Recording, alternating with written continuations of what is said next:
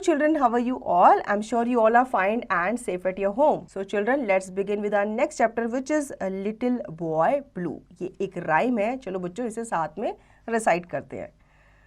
Little boy blue, come blow your horn, the sheep's in the meadow, the cows in the corn. Where is the boy who looks after the sheep? He is under a haystack, fast asleep. Will you wake him? No, not I. For if I do, he is sure to cry. So he slept till the night, resting his head on some hay. An owl came out and hooted, and the little boy ran away. बच्चों एक boy है, वो खेत पे जाकर सो गया है, ठीक है. एक उसे स्टैक दिखा किसी अनाज का और वो वहाँ पे जाकर सो गया.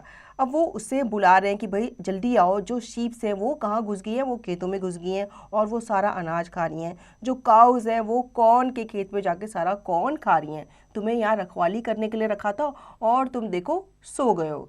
कैसे रखवाले हो तुम? अब तुम सो गए हो. फिर वो कहते हैं जाओ जाओ उसे जा कर के जगाओ. तो कहते हैं नहीं नहीं, अगर उसे जगाएंगे तो वो रो पड़ेगा.